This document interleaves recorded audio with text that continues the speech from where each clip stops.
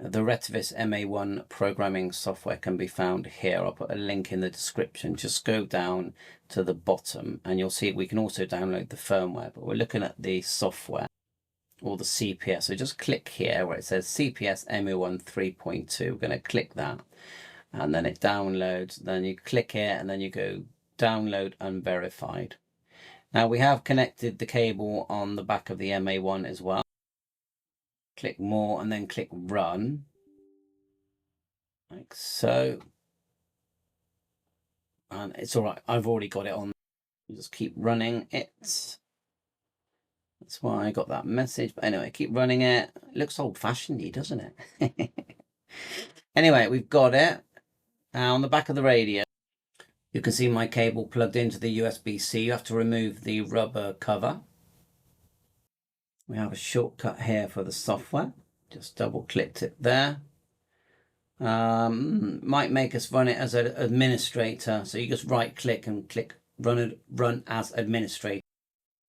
Give that a go. Right click, then right click again. Run as administrator. There it goes. And we have it. So when the cable's connected, go to your Windows Square, right click and go Device Manager and just get your COM number. Go down till you see Ports COM LPT.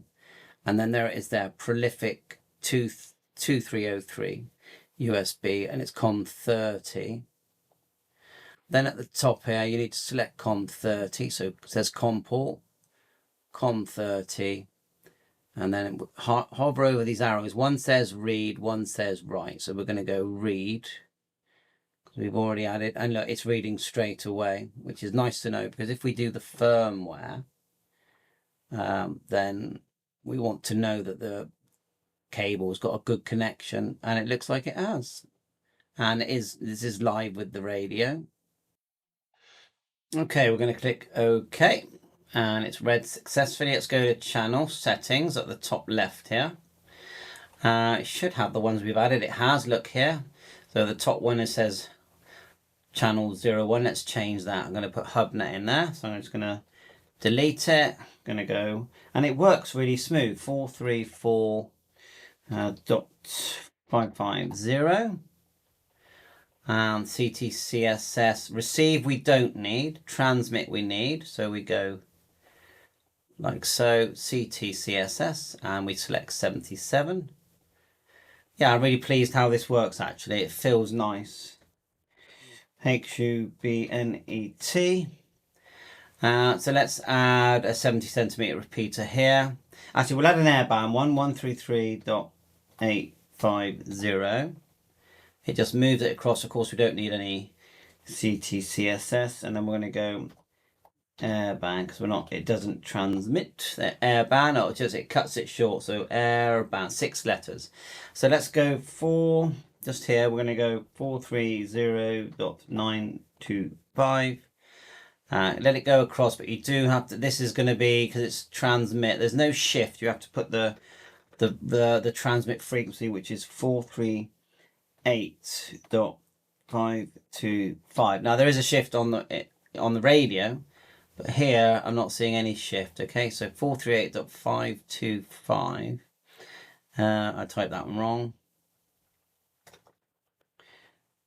438.545 is what it actually is. And then we need to transmit CTCSS. So turn that on. Again, this one's 77. We didn't put in here. I'm sorry, I'm just correcting mistakes. So it's GB3BC is 150 transmit and 94 tone. Dropping it down, 94. So yeah, and then you can select the power here. So the node in my room is not going to need high power, where the repeater will. And yeah, so that's how you add channels. And we're just going to put in the name here. GB3FI. I'm not sure about chirp yet. Let's have a look at what it saves as. File, save. I'm going to go to my downloads and call it, it saves it as a data file, and we'll call it MA1, like so, and then save. So that's how it saves. Language, com, and then help. What's the help do? It's not giving me my firmware version, which I'd like to know. VFO mode. So at the moment, oh, look at this. So it's got, just sort of browsing here. VFO memories for 108, that's your broadcast. 150. And 450. Yeah. 150R and 450R. Okay. So that's that. That's your channel settings that we did. Core channel. We haven't got one, so let's add one. I'm just going to go core channel. I'm going to put in 145.500. And on 70, I'll just leave that for now. Basic settings. Options. ANI display. What's that? ANI. I'm going to test that later. Scrambler, span. ANI, is that the thing where it sort of adds info on the screen? I am gonna actually put it in there. Adds info on the screen as you transmit, maybe. Beep on. I like the beeps. The volume beep, backlight brightness, auto brightness, auto transfer, scan, resume, mic gain. Yeah. TXANC. What's that? Vox. Power on lock, power on password. Screen text, let's change that to M0FXB. Can I get ham tech in there? Ham tech. No, just call sign, that's fine. DTMF memories. Number. DTMF, we will do DTMF. But we'll do that later in a separate, when I learn how to do it proper. All this tones and things. What is all that? I never use this. 2-tone, 5-tone. What is that? Model. It is showing firmware 2.17s.